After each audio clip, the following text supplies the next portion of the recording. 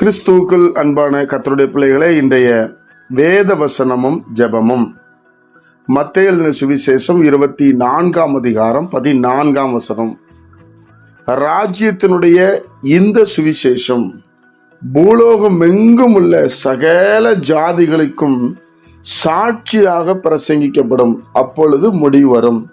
என் அன்பு கர்த்தருடைய பிள்ளைகளே, இந்த வசனத்தை கேட்கிற ஒவ்வொருவரும் ஆண்டவராகிய இயேசு கிறிஸ்து எப்பொழுது வருவார், அவருடைய 2ஆம் வருகைக்காக நான் காத்திருக்கிறேன், அவர் சீக்கிரம் வந்துட்டா நல்லா இருக்குமே என்று சொல்லி நீங்கள் காத்திருக்கிறீர்கள். ஆனால் வசனம் என்ன சொல்லுகிறது? ராஜ்யத்தினுடைய சுவிசேஷம் பிரசங்கிக்கப்பட வேண்டும். தேவனுடைய பிள்ளைகளை, இன்றைக்கு நிறைய இடத்துல இயேசு கிறிஸ்துவை பற்றி பிரசங்கிக்கப்படுகிறது. அவர் சுகமாக்குகிறார், விடுதலையாக்குகிறார், அற்புதங்களை செய்கிறார், பாவங்களை மன்னிக்கிறார், ஆசீர்வதிக்கிறார் என்று சொல்லி. ஆனால் இந்த இயேசு கிறிஸ்து சொன்னாரே, மனம் திரும்புங்கள், பரலோக ராஜ்யம் சமீபமாக இருக்கிறது, நீங்க ஒவ்வொருவரும் மனம் திரும்ப வேண்டும் என்று சொன்னாரே, அந்த சுவிசேஷம் அதான் ராஜ்யத்தினுடைய சுவிசேஷம். தேவனுடைய பிள்ளைகளே, அப்ப இனி வருகிற நாட்களிலே கர்த்தருடைய வார்த்தை எப்படி வரும் என்றால் பட்டயம் போல வரும். அதாவது, நீ இதை செய்யக்கூடாது, இப்படி இருக்கணும், அப்பதான் நீ ராஜ்யத்துக்கு போக முடியும், ராஜ்யத்துல என்னெல்லாம் இருக்கிறது, தேவனுடைய ராஜ்யம் எப்படி இருக்கிறது. தேவனுடைய பிள்ளைகளே, அது புசிப்பும் குடிப்பும் அல்ல, அது நீதியும் சமாதானமும். அந்த ராஜ்யத்திற்கு நாம தகுதியுள்ளவர்களாய் மாறும்படியாக தேவன் இந்த பூமிக்கு வந்தார்.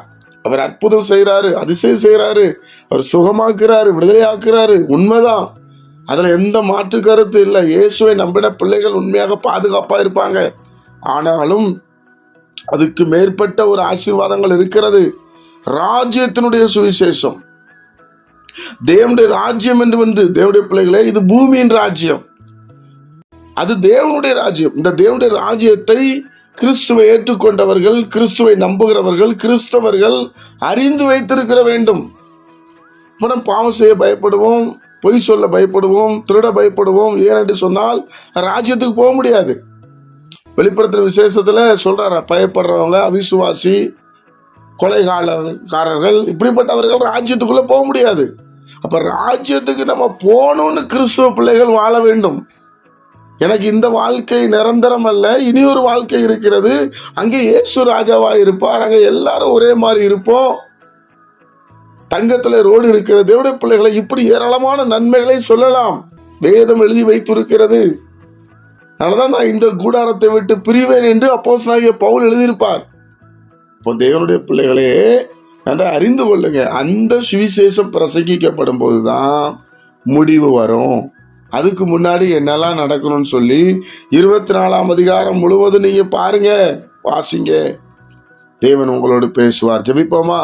பரிசுத்த பிதாவே, உம்முடைய குமாரன் இயேசுவின் நாமத்துல வருகிறோம். இந்த நாளை நீர் எங்களுக்கு ஆசீர்வதித்து தாரும். கேட்கிற ஒவ்வொரு பிள்ளைகளும் அபிஷேகம் இறங்கி வரட்டும், ராஜ்யத்தினுடைய சுவிசேஷத்தை பற்றி தெரிஞ்சுக்கிடட்டும். ஐயா ஐயா, எங்களை நினைத்தருளும். கேட்கிற ஒவ்வொரு பிள்ளைகள் மேல் தேவ பிரசன்னம் இறங்கி வரட்டும். இந்த நாளை எங்களுக்கு ஆசீர்வதித்து தாரும். இயேசு கிறிஸ்துவின் மூலம் ஜெபிக்கிறோம் பிதாவே, ஆமென்.